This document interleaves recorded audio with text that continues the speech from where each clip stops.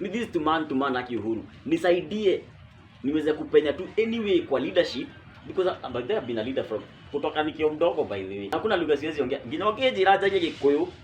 Jaraja kwaja fluent muno kabisa. Na unogethi mucio uria ndoje matia hata kwaja Gikuyu. Na niĩ njũkĩte haha kwĩyaria. Mũndũ wa Ngai nĩ kwĩyaria wagoma nĩ kwĩgũrũkia. Vipi jamaa, karibu sana kwenye Mshefa Show. Mimi ni wako Mshefa Bamkuu. Hii ni show ambayo inakuletea wasanii na watu tajika kutoka hapa nchini Kenya na kote Afrika Mashariki. Tunaleta kwenye show, tunasemezana, tunaweza kuwatambua kiundani kabisa. So hakikisha kabla hatujaendelea umeweza kusubscribe kwa hii YouTube channel na uweza kubonyeza alama ya kengele ili anytime na kuwekea show mpya unakuwa wa kwanza kujuzwa. Na leo nakuletea kijana mmoja ambaye ni kijana shupavu sana ambaye anajulikana kama Keheka Junior. Twende kazi. Haya basi, kama kawaka madawa niko naye Keheka Junior. Mambo vipi bro? Poa sana. Uko fiti? Fiti kabisa. Nimefurahia kukuona baba. Mazepia nimefurahi. Yes. Sasa umenitafuta sana baba. Yes, true. Sasa uko na story unaweza taka kunichapia, story unaweza taka watu wajue huko nje. Sasa unaweza tuchapia, lakini kwanza naweza taka tujue wewe ni nani, umetoka wapi, umezaliwa wapi? At least viewer wangu pia kujue. Well, niko na identities mingi kwa mtaa. But jina langu ni Keheka Evanson Gishuru. Although watu wengi wananitaga Nevanji. Kama unaicheki hapa. Kwa nini ni msanii? Mimi si msanii. But niko na mabeshte wengi sana wasanii. Okay. Nasikizanaga nao na rutigi nao vizuri sana. Ndio maana pia ukajipatia tagline. Actually. Nevanji. Yes. Nevanji inamaanisha nini? Nevanji. Nevanji is a Shona word. Okay. Ni Shona ni lugha ambayo inaongewa Zimbabwe. Okay. Ni jina tu nilipewa na marafiki wangu and some mentors ambao niko nao kule. Inamaanisha prince. Prince. Yeah, prince. Nice. So ni Prince Keheka. Yes, Prince Keheka. Nice one. Yes. Wow. So umetoka mtaa gani bro? Kuzaliwa nimezaliwa Nakuru. But then after my dad passing tukiwa wadogo, nimelelewa place different hivi. So wacha niseme mainly nimelelewa Laikipia West. Mahali panaitwa Ngarua. Yeah. Ngarua. Na umezaliwa pale, ukasomea pale, kila kitu yako imekuwa pale. Kuzaliwa ni Nakuru, kulelewa ni Ngarua. Nikasoma actually kikuja ni kugrow. Let me say actually 3/4 of my life nimekuwa shule. Because I joined boarding school at around 4.5 years. Nage 4.5 years nilikuwa boarding school. Mzee wakati alidedi, I think akina madho alikuwa confused walikuwa Yanga kama zangu ni alikuwa nyuma kiasi. Waliturusha shule. So nikagrow ya shule. 4.5 years boarding mpaka form 4. So after kumaliza shule ukaja Nairobi. Nikaja Nairobi That's nice. Tafuta kama any other man. Kweli. So Nairobi umekuwa ukifanya nini? Well, I started very low. Actually, if I would tell you the story, huwezi amini. Because some people I tell them wanakosa kuamini kwa sababu labda Mungu amenivisha. Tuambie, we got time at least sasa tujue kwenye umetoka, hustle umepiga, unajua. After my dad dying, we were left in a succession case, in the middle of a succession case. So I come from a royal family, but the support was not yet there, even for my mom. So wakati mimi nilikuwa nikimaliza form 4 niliona brother wangu ako mbele yangu. Actually my brother alikuwa na challenges kwa kusoma, so alikuwa anarudia sana. Nikaona nijitoe niwape space aweze kumsupport then come in. Nili wakati amepata nguvu kiasi. So I had to look for a way. When you are a man, you cannot just sit there. Sure. I just walked out. Actually nilifika tu Nairobi sijaenda kwa nini. I remember I rented my first house in Kibra. Kibra 2500, yes. Okay. And it will be crazy because when I was coming sikuwa najua anything I'm coming. But ilikuwa out of pure ignorance. I sold some of my clothes to finance myself for the first house. But God is good. That is 5 years back. I've been progressing. I'm still progressing. Wow. Yes. Nice one. Nimesikia nikurudishe nyuma kidogo. Nimesikia ukisema you come from a royal family. Tell us about that. Nijue royal family unamaanisha nini, ama babako alikuwa mtu mkubwa ama kitu kama hiyo? Babako alikuwa nani? My father was a member of parliament for so many years. Since the times of Kenyatta, he was a member of parliament. He has served for so many years, almost 30 years and above, in Nakuru, Molo, and Laikipia West as a member of parliament. And then again, God gave us, a good opportunity. Akachukua mtoto wake mmoja ambaye ni stepsister yangu ambaye sasa saizi ni senator Nakuru County. Susan Keheka. Yeah, she's my stepsister as far as You're related? Yes, she's my stepsister. Wow. Yes. Okay. Baba alikuwa pia, he was a polygamous man. Na usiniulize kama nitafuata hiyo njia usiniulize kama nitafuata hiyo njia. He had about 8 wives, you know. And 8 wives. 8 wives and at least 41 children. What do you mean? Yes. That is it. That was the man. Na kama basi alikuwa ameshi serikalini hiyo miaka yote, inamaanisha alikuwa mtu mwenye hela na properties. Juu Wakikuyu, wazee wa Kikuyu najua ni watu wanajua kujipanga sana, especially when it comes to lands. Broti maguta. Well, unaweza kusema hivyo, but what I would say is that Dayage Temono, he had something, but I will not say he was extremely rich, but he had something, because I know he had plots here and there, he had a lot of land and something like that. So I would say that he was in a good position. He was doing well, for his family. So nikisema umetoka kwa royal family, inamaanisha pia wewe uko na hela. Wewe ni kijana ambaye una vitu zako pia, kwa sababu unajua babako alikuwa akiserve kwa serikali, alikuwa na mali at least, na wewe ni sani yake, lazima ukue pia una hela. If you were to say that, labda nikwambie Kenya niko nacho, ni kile kidogo Mungu amenisaidia kujitafutia. But I still know I have a lot that I should come from my father that I have not tapped yet, kwa sababu ya succession case. Actually for 17 years, since around 2004-2005, tumekuwa kwa succession case. And it's something that has been taking a lot of challenges for my family, because if I tell you the truth, Mshefa, for now, I know a son or a daughter of Kika Kimani who is so much stricken by poverty, mpaka anakuwa kwa street. What do you mean? I'm telling you the truth. I know some of my mothers who have been struggling too much kupeleka watoto wao shule na hata to meet them basic needs, to an extent of even some of them being employed as cooks in small hotels. Like mke wa Keheka? Yes. And those who are doing well actually ni peasant farmers only. And I'm telling you the truth, I know, God forgive me for revealing this, but I know a son of Kika Kimani who lost his life just about 2 years ago because of lack of finance for proper medical attention. Vitu zingine ni very tragic. Hizi vitu zimekuwa zikinisumbua. Let me say, sijui kama naweza sema ni spirit ya dada yangu imekuwa ikinisumbua, because I've been looking at these things, yani nafikia roho yangu inasumbuka. Because the small I can, na si watu wote kwa family wako na issues. There are few people who are considerate. The small we can, tunajaribu kusukumana, lakini it's a challenge. I remember during that burial I had to talk to them, and I said, if we can come together to bury a child, why wouldn't we not come together when the child was having challenges all together? Tukiwa wote venye tumekamili time ya mazishi. I feel bad. And then again, this is not somebody who needs help from the public. This is somebody who needs help to get what it is ajisaidie. Unaget? Because kama succession inasaidiwa iishe, I am very sure every person mwenye ametoka kwa familia yake atakuwa na ile opportunity ya kujisaidia.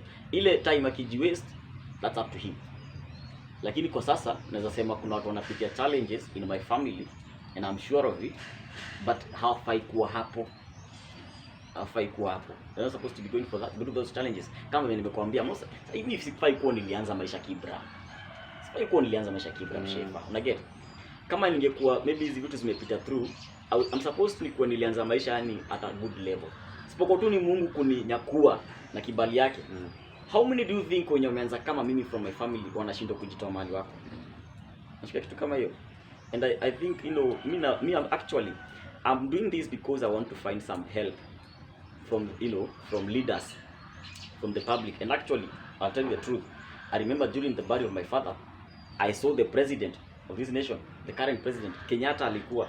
Uhuru Kenyatta. I have a picture of him greeting my mother. He was there, he was present. I also know some leaders like Emmanuel Ngojiri was in the committee ya burial ya Buddha. Walikuwa hapo. So now it has come a time now, mimi sitanyamaza, because the family members are suffering in silence. Hakuna msi anajua, by the way. So unakaa hapa unaniuliza ati if I'm related to Susan, hata huko unajua. Watu wengi hata wajui. So mimi nimeona sitanyamaza tena. I need to speak out because pia niko na solutions. Siko tu na problems, niko na solutions. I'm seeking somebody like kama Uhuru anaweza ingilia. Either it's indirect or direct. Asaidilie kesi kama iishe, familia yake inaweza kaa vizuri. And then again, I'm also a youth leader by the way, if you don't know. Wow. I'm a youth leader. Where? And I have my own foundation. And I've been doing a lot in my own ability to help the youth with new ideas, sometimes even to give them small funds to start businesses, so, boost them and some few connections here and there wana ile uwezo kidogo Mungu amenipea. But I also feel kama naweza pata support ya leaders fulani, kuna vitu nyingi naweza kufanya zenye maybe siwezi kufanya saizi. And you see, I can remember very well, hata ukienda YouTube saizi, by the way, there are videos there of my father akikusanya almost 30,000 youths waende Nairobi waunge Kenyatta. He was a very good friend of Uhuru's dad. Actually, this, I would say it's a talk between two sons of two friends, because Kenyatta was a very good friend of Uhuru's father, and I know he knows that. And I know when he watches this and if this gets to his attention, ata feel Kenya nasema. Sure. So I'm truly really looking for his help and any other leader who can intervene in this, directly or indirectly. Wow. Because I really want to help my family. Yes. So umeniambia Kihika alikuwa na how many children? About 41. 41. Na wewe ni wangapi kwa hao 41? 39. So the rest ni watu wakubwa, ni watu wako na miaka mingi. I have a step brother or a step sister who is almost 65 years old. What do you mean? Yes. Because if my first mom is about 90 something years, there are those who so na alikuwa na wake wangapi? 8. 8. Yeah. Your mother ni mke wangapi? The 7th wife. 7th? Yeah, the 7th. So most probably inamaanisha hao wengine wako nyuma yako ni wa mke huyu mwingine. Yeah, there are 2 children, 2 sons of my last stepmom. Wow. Yes. So relationship yenu as a family ya hawa mabibi wote 8 na watoto wenyu wote 41 inakuanga aje? I would say this. It's not very bad. Kuna watu especially wenye wako nyuma, they come together because of maybe their common challenges. The only biggest challenge inakujaga, there are few members of the family probably wenye wako na kawezo wanga wana show down wale wengine. Una get? Because kama tuseme sasa tunahitaji kupatana, tusaidiane na kila mtu anahitaji kwa hapo ndio kitu ipite through. Sasa mshefa juu anajua akona kitu hahitaji kenye nendewa, yeye anakosa kuja. Unashika? Na asipokuja hiyo kitu itaenda through. Una get anasema? That is how it has been going through. Sasa kama mimi nimekuwa nikiangalia succession case yetu venye imekuwa ikienda, when I look at it nasikianga na feeling kitu inafaa kwa imeisha. Because I remember hata 2019 kuna ruling ilikuwa imemekiwa final one. Then naangalia what is happening. I feel bad bana mshefa nikirealize kuna step brother wangu ama step sister wangu mpaka hiyo Nakuru yenye Susan nako. Na nakula shida mbaya sana. Si feel na feel vibaya. And then again, siwezi kuja kwa public niwaambie wanichangie. Mimi siko hiyo level ya kuchangiwa. Mimi nataka help hiyo succession case iishe, ama juu mimi ni leader na kuna vitu kadhaa najaribu kufanya, mse leader anishikilie, nisaidie my youth, nikisaidia pia. That's such kind of things because I'm not at a level for seeking financial help kwa kila Kenya anitumie 5 no. But that is not what I'm looking for. It's not what I need. No. Wewe ni sana MP. Mimi ni sana MP bana. Na si MP tu. MP over 30 something years. MP ambaye alikuwa best ya Uhuru Kenyatta. Nakwambia Uhuru alikam. I know if you do akiweza ulizwa anajua aliattend. I know he attended. Na watu wengi sana that time Jenga Karumo still arrive alikuja and many other leaders. He was a public figure. Ndio maana nimesema I'm not afraid to discuss the issues of my family publicly where need comes because my father was a public figure. Ikifika place nimeshindwa ku contain in my own self, mazele me shout. Mimi nazaambia vijana usikae tu hapo umeshinda na usemi. Who knows whether if you say there is na mkisikianga help Kenya imanishagi tu pesa. Support has so much it's so broad. So nikuulize bro. Our brothers wako na sisters wako mkiwa 41. Mnajuana? Like wewe unaweza niambia huyu ni wetu. I'll tell you the truth. Mshema kuna wenye sijai meet. Na hii namba umetoa wapi 41? 41 liko sababu najua iko documented. Una get? Najua familia ya kwanza wako watoto 12, najua kwa watu tuko 3, najua mwisho wako 2. So nikiunganisha najua ni watoto. So kuna uwezekano mtu kama Susan Kihika akuwe wewe hakujui. Yeah, it could be possible. It could be very possible. But what she knows is that she knows that in my family, but then she knows my mom because my mom is an administrator in my family. Una administrator, unajua succession ikianza kuna chaguliaga wale wenye watakuwa na represent the family. So kwetu kuna 4 because there are 8 waliganishwa na nusu. My mom is one of them. So she knows my mom very well. Very well. And I know she knows me hata kama si very kindani ananijua jina. Have you ever tried to reach on her? my mom has tried those attempts. I has also tried through my mom, then it has failed. So ikafika place nikaona maybe I have to try for another avenue. Lakini si akona ofisi. Mbona usimtembelee mwambie ni aje? Ofisi mimi ni bro yako mazee. Unajua ofisi ofisi nimejaribu mshefa. Ofisi nimejaribu na si mara moja. Okay bro, wacha nikurudishie nyuma kidogo ndio tu understand penye shida iko. Yes. Umesema mko na succession case. Yes. Ni kesi ya nini? Nani anakataa? Nani ako na nini? Succession case mshefa ni kugawanisha kwa mali yenye mzee alikuwa nayo to everyone. What happens mshefa ni hivi, there are those family members who feel they should have more than others. Why? Because they feel they are more important than others, or they feel they came before us. Nashika. Sasa kama tuseme mtu mwenye dada akikufa maybe alikuwa 40 years, mimi pengine nilikuwa 5 years. Sasa ana feel mimi siko entitled kukula kitu yenye anafaa kukula. So unakuta wengine wamekalia 400 acres, wengine wamekalia 10 acres na bado anataka kuja kunyang'anya huyu mwenye ako na 10 acres achukue hiyo. Unaget? Na then sasa tunasemaga hivi, me by the way, if I would have the ability, you know, if wishes were horses, if I would have that ability, ningesema hizi vitu zigawanishwe per head, kila mtu equally, whether you are good, you are bad, whether you are whatever, equally. Kama ni 10 acres, kila mtu 10 acres. Nashika. Sasa kuna mtu mwenye anatakanga yende na 400 acres na ile 10 acres yuko nayo bado akuja achukue mbili zenye zimekaribia barabara. Talking of 400 acres, wani alikuwa na shamba kubwa aje? My dad has about 867 acres. What do you mean? About sababu hata siko sure labda ni more. I know he was siwezi kusema he was a poor man by the way. He was a wealthy man. Because a man who is managing to raise 8 wives and over 40 children is a man who... Let me ask you bro, nani ameshikilia hizi mashamba? Hizi acres zenye you are talking about, nani amezishika? Nani yako nazo? Now what happens when a succession case inaanza, the you know, I think it's a constitution. Nasikiaga ikiitwa status quo. Yaani venye muliachwa ukae hivyo mpaka kesi ishe. So kama actually hivyo ndio nakuaga na and actually hata ufai kuingilia kesi yenye iko kotini already. I hope you know that. Yes. So ningetaka kujua nani mna fight na yeye, like unajua unasema mko na kesi kwa koti, una fight na nani na nani ana fight na nani? I would say it's a fight between a few greedy persons in the family and the rest of the whole family. Very few wenye wako greedy, lakini juu wako na kitu wana push tu, yani hiyo ndio shida. And sasa ndio maana mimi nimefika mahali nauliza a higher help, intervention, direct or indirect intervention, kwa sababu ni kitu actually I'm requesting even the judiciary muingilie hii kesi vizuri, because this something should be ending, kwa sababu there are children of Keka who are going through very stiff challenges na hafai kwa kipitia hizi vitu. Nashika. Bedhe nikakwambia venye nimekwambia, najua kuna mtoto wa Keka anapitia shida mpaka sometimes kwa street. Unaniuliza ai, kwani Susan anadu? Uko serious, huamini? But it's there. It's there. There are children of very rich people who are suffering more than those people you imagine. Yeah, wako. And mimi I'm really hoping and focused that something is going to come through. Yeah. So bro, mbona usitafute vile utapata Susan? Mpatane one on one, ama usik vile leaders wengine wanaweza kusaidia kufikia Susan? Well, nilikuwa nimetaja hapo that she understands very well the situation that he is. She knows my mother very well. If you go to the YouTube, I know my mother actually ndiye aliongea on behalf of the mothers.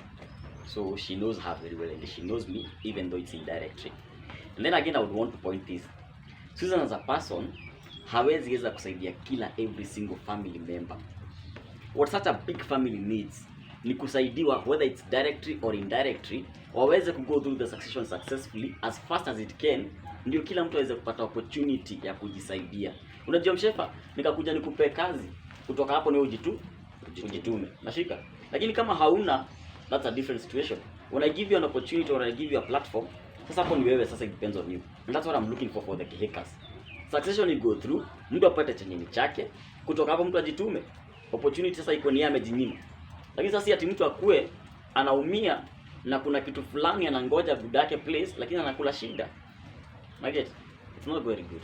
Sifurahi hiyo story haiendi vizuri. Na mimi naweza omba usaidizi sana kwa judiciary, kwa leaders and every other person. And that's why I'm doing this by the way. Talking of leaders, do you know specific leaders unaweza sema mazee naweza taka support yako? President unaanza naye. Do you know why? I know my father was a friend of his father, Kenyatta. My father even collected so many people waende wa campaign ya Kenyatta. He was a friend also of Kenyatta. He attended even the burial of my father. So these are talk between two sons of two friends. This is to man aki Uhuru. Nisaidie niweze kupenya tu anyway kwa leadership, because there have been a leader from kutoka nikiwa mdogo, by the way. Everyone imeshawahi kuwa na kwa tu leader. So interest yangu kubwa ni venye tunaweza saidiana na leaders kusaidia my youth. Na pia nijiweze venye naweza saidia familia yangu wajiweze. Si kuwapea peanuts, si kuwapea pocket money.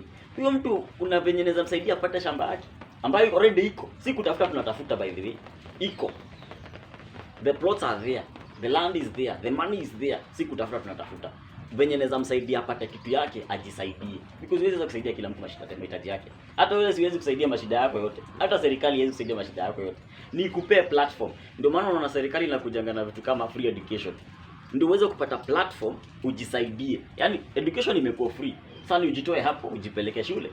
Unaona? So kama succession ikiweza go through, ni mtu ajitoe hapo, ile kidogo amepata aitumie atengeneze kubwa. Nashika. Ni sasa huyu mtu hana anything, hana any what to start. Mzee alikufa. Akina baadhi wameacha wana uwezo, wengine wenye wako na uwezo ndio wanafinya wao wengine. That is placing people in a very bad situation. Very, very bad situation. But I specified Susan as a person may not be able to help every single member of the family. Yes. Bro, babako alikuwa politician? Yes. Na nimesikia pia uko na sister politician? Yes. Unaweza tamani kuwa politician ama unakuaga na hiyo ambition ya kuwa politician? Let me say, but I have that thing in my heart. Okay. And kuna time kidogo kitambo, by the way, ngeliuliza passion yangu nilikuwa nataka kuwa mhubiri. Hala? Pastor Nevanji. When I was in school, nilikuwa napita sana, by the way. I remember I used to teach biology, physics and chemistry.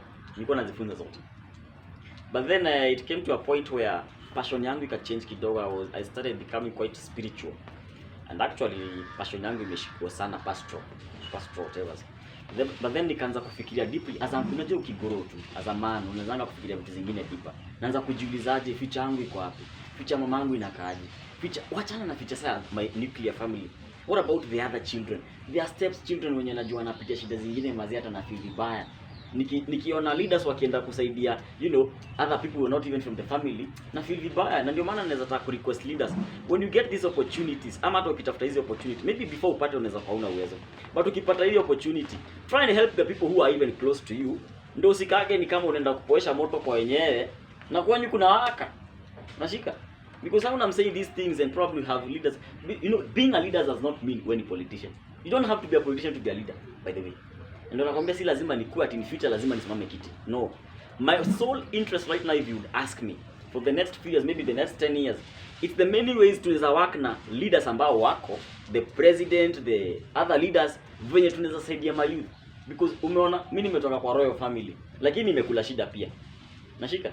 So nina understand. Na hakuna lugha siwezi ongea. Nginoke jiraja nye Gikuyu. Jaraja kwaja fluent muno kabisa. Na unogethi muciuria ndoje matia ta kwanya Gikuyu. Na niĩ njũkĩte haha kwĩyaria, mũndũ wa Ngai nĩ kwĩyaria wagoma nĩ kwĩgũrũkia. Ni kaba kwĩyaria na no njũrie mũgithi wothe, angĩkorwo no hĩtũkĩra ũndũ, tiga gũkiroro hau, ũthiragĩre hau, wagĩte gũteithio na tarĩngĩ nĩ ũngĩonio ũteithio icio. Na nĩkĩo ndĩretha platform ta ici, tondũ ndĩrenda gwĩka to look for a bigger channel, to look for help. Because when I go this way publicly, I'm very sure nitapata usaidizi yenye nataka. I think bro nikuulize. Umeniambia mko wengi wenye mmefinyiliwa nini? Do they support you kwa hii journey unaanza sasa hii? I'll tell you the truth. More than 3/4 of the people from my family, they support it. What I realized and what I noticed, by the way, ukienda YouTube, by the way, mwende uangalie saizi. Kuna videos zilikuwa hapo kitu 2017. You will see my mothers wakicomplain, wanafinyiliwa, kuna vitu nyingi zina happen. Then it happened, Susan akakuja, akapoesha hiyo story, by the way. Then there are things that she promised zenye hakufanya. That I'm going to say the truth. Hakufanya. The way she promised hakufanya. And that thing has been hurting them. But sasa unaona, hao watu walileta shida after na wakapoesha, wakakuja wakasema wameungana. Okay, so vitu wameambiliwa na wameambiwa kutapoa, watasaidiwa hivi. Okay, Susan alikuja na akapoesha. Yeah, akapoesha. Alipoesha aje? Like, unajua niko nataka kitu fulani, utakuja unipoeshe aje? Siku kunipoesha ni ukuje unipatie chenye nataka. Ama nikwambilie, we are going through an election period. Saizi kumefinika sana, just wait kidogo tumalize election, then I promise you this procedure must go on. Then nikudunge kitu kidogo ya kupoesha shida yenye uko nayo.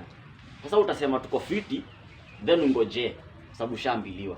But when the time comes, si alitoweka, she's not there. So the promises she made, I'm very sure she never fulfilled. She never fulfilled. But then I said she has no ability. Even the president has no ability to help every single person in this country. Lazima tu kuna watu watakula shida. Ukitengenezewa barabara ni wewe uchukue tomato zako, uwekelee kwa mkokoteni sawa umetengenezewa barabara uinyoshe. Shida ni kukua hakuna barabara. Mashika. That is a challenge. The country cannot give you every single thing that you need. It only creates a platform for you to help yourself with what you've been given.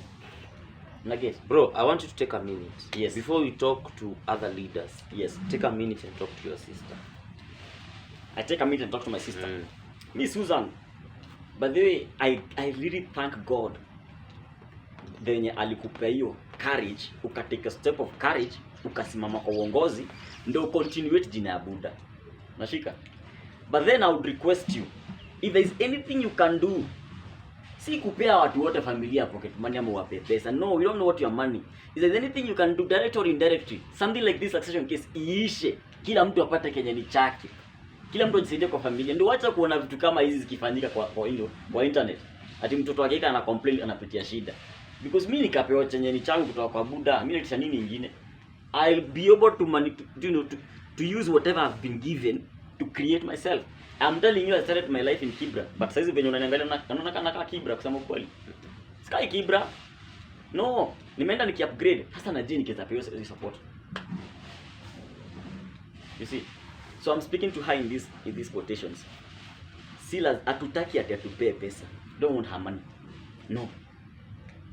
But if there is a way as a leader, she can do or work, afford, aharakishe hii kesi iishe, kila mtu aweze kujisaidia. That's my need. Lakini bro, sinamaanisha kama ni kisiko kwa koti kuhusu hii mali ya Buddha, sini kumaanisha kama Susan Kihika pia alikuwa wa familia, ni kumaanisha pia yeye hii mali ya hana.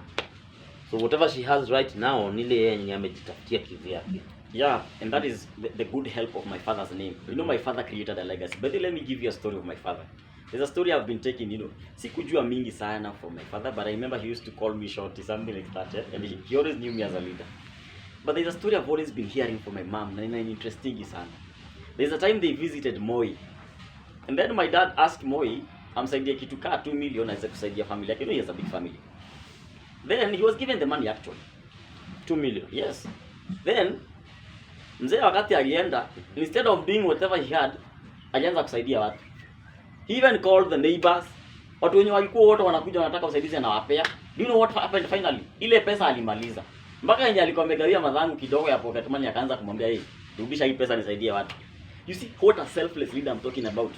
My father would always give. He never remembered himself. Yani alikuwa always caring venye kutendelea hapo next. Kuna watu mpaka wengi sana amesaidia wenye si wake. Mimi kuna watu wengi sana wananiangalia hapa, shamba zenye wanakaidia walipewa na Buddha. So many people. Na hata kama najua hata wacha Uhuru peke yake.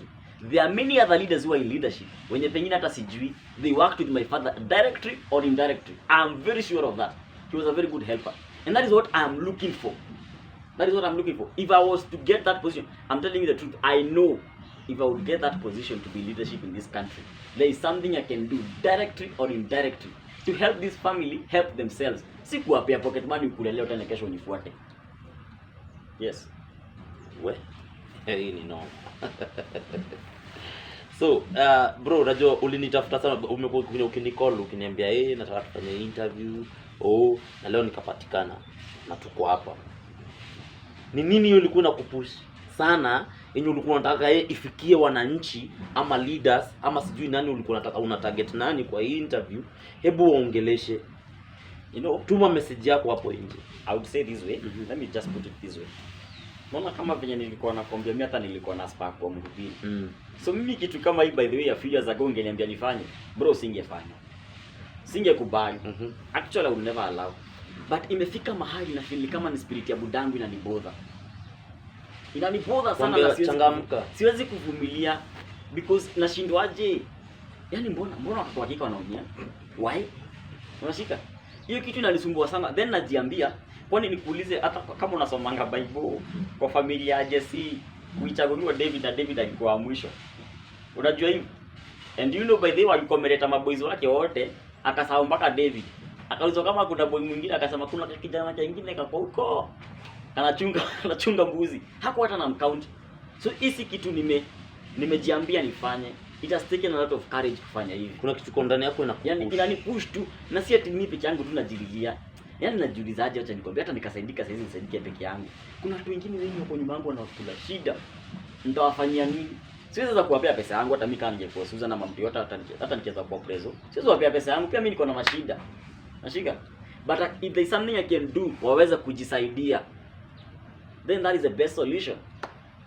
Do you really feel kama buda yako angekuwa alive, ungekuwa na mali yako already? Acha nikwambie, mimi kuna siku nyingine, God forbid, but kuna siku nyingine nilianza kuwish afadhali all my mothers wangekufanga, buda akweniali baki na watoto. Because I believe ile story tu nimekupea kidogo how selfless my dad was. Yaani hatungekula hii shida. Unaget? Hatungekula hii shida. Because I think there's a very big difference between the leadership of a man and a woman. Hata kama wanashindana wakisema kuequalize women and men, I think there's a difference between the leadership of a man and a woman. Unajua probably unaweza enda kuongelesha Susan ukute history hajaikuwa naye kwa roho yake. Si kutaka kwake na si kwa ubaya wake, si ati ni mbaba mzuri. Maybe history hata hajaikuwa ndani yake. Lakini mimi hata kama sijaingia kwa leadership, naangalia step madhangu hivi, hata kama si alinizaa, naona akikula shida nasikia vibaya. Because bado wako na kajina kangu. Niendaye kukuta ati step madhangu anapika kwa hoteli fulani pale ndiye anawakilisha Githeri. Hiyo story ni bambi mimi mshefa. Ni bambi. Naenda nakutana hivyo street hivyo nakutana na step madhangu bana kiuma shida. That thing is not really making me happy. That thing is really struggling my heart. And because I'm one of them, si ati mimi pia niko fit sana. No. So bro, umeniambia wewe ni youth leader. I'm a youth leader and also bado nafanyanga biashara. I would describe myself as a young businessman and a young youth leader. So kama wewe ni youth leader, most probably unaweza kuwa unajiona na leaders kadhaa wenye wako kwa gava. Have you tried talking to them? I've tried by the way, bro.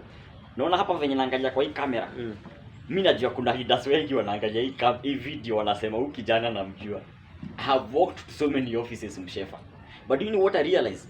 Watu wanashindangwa kuingilia directly kwa family issue. Nashika?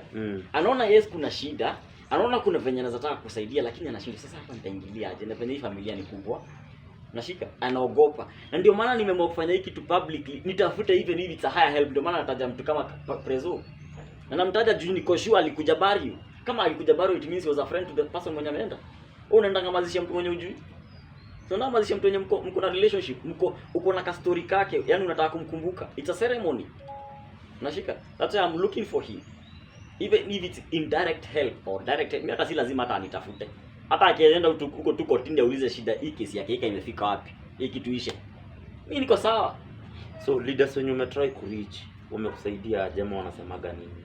Mimi labda mtu anifinance nifanye ka project kangu kidogo, wengine wanipatie kazi kiasi pale na pale. But then again hiyo inanisaidia mimi personally. Na inipei uwezo kubwa. Haisaidii the Kivikas family. Bado niko na uchungu mwingine na feel pale naona hizi. Nataka hii shida iishe. Ni mpaka lini? Nasikia hii kitu imekuwa ikienda for 17 years. Kama ingekuwa ni miaka 5-2 ni understandable. But imagine hii kitu ilianza nikiwa mdogo. How old are you? Sasa niko 23. Ilianza nikiwa 4.5. Na unajituma hiyo design? Yes. Nimekwambia David alikuwa mwisho. And I know probably I'm doing this today as a start. Labda that haita happen leo. Maybe it'll take a few years or a few months. But what there is that I have the commitment and I'm not afraid of anything. I am focused and I'm going to do anything to make sure this goes through. Sasa bro, nikuulize, could it be watu wanashindangwa kuingililia hii kesi kwa sababu already iko kotini? Yes, kesi iko kotini. Unajua there's something I think kesi ikiwa kotini sijui mtu anaweza saidia aje. Unajua kesi ikiwa kotini na depend kwa kotini kwa nini. Unajua kotini ni kitu moja funny sana mshefa. Unajua mshefa naweza kupeleka kotini then ile jina tulikuwa tumeandikiana maybe kwa document ulikuwa umeandika mshefa ikiwa na H. Lakini kwa ID yako mshefa haina H. Wewe ndio useme huyo si wewe. Na unajua utazunguka kotini miaka 2. That is what is the challenge of this judiciary. Kuna makesi zimestop hivi kwa judiciary na hazifai kuwa huko. I'm telling you the truth mshefa, watu wengi wenye wako jail hawafai kuwa jail. So unaweza sema hii shida ya kesi yenu inaletwa na nini? ni delayment inakosiwa na watu ambao ni greedy kwa family, wanapitia through the judicial, wanaduma kitu kiasi, wana delay because the court does not have to do any much ndio wakudelaishe. Itakuja tu issue kidogo, mwambie 3 months and then mkuje. Mkifanyia 3 months mara 3 mwaka imeisha bro. Mkifanyia hivyo mara 10 ni miaka 10. Time is moving. Sure. That is the thing. Kama ingekuwa ina delay because of something that is very substantial, inaeleweka. Lakini mimi najua hizo kesi venye ziko. Siwezi ziongelea kwa sababu ziko kotini.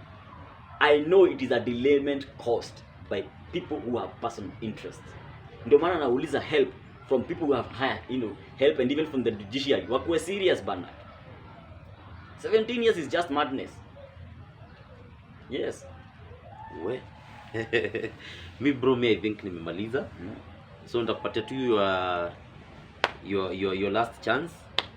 Ongea mambo yako ya mwisho, tumalize show, and I'm sure Susan maybe atakutafuta. Maybe muongee, you have a cup of tea. Yes. You know the way forward. Unajua? Yes. I'm a young aspiring leader.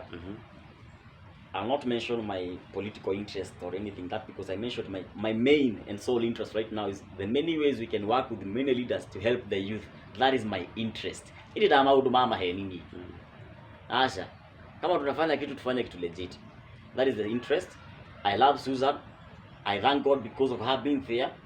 Hiyo kitu ni point imeendeleza jina budangu. Lakini na feel ndani yangu tunahitaji ku complete legacy ya budangu.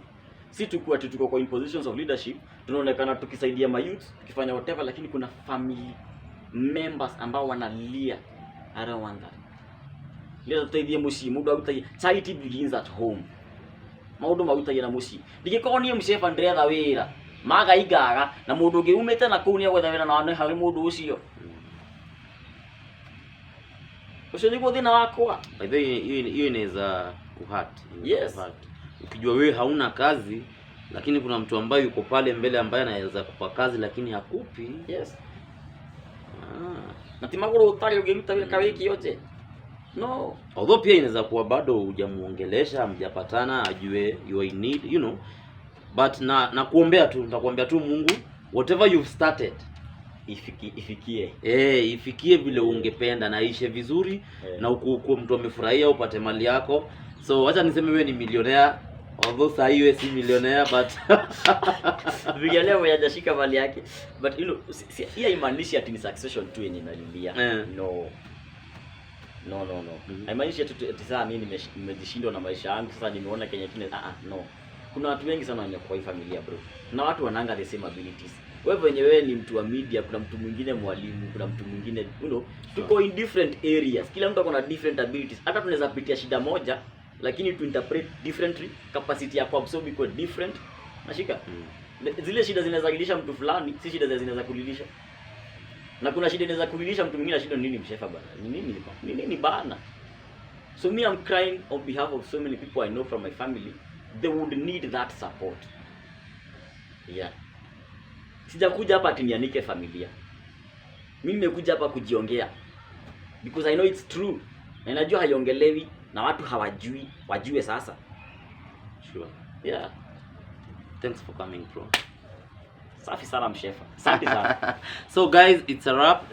Thanks for watching. Hakikisha umesubscribe kwa hii YouTube channel na hakikisha umeweza kubonyeza alama ya kengele ili anytime na kuwekea show mpya unakuwa wa kwanza kujuzwa.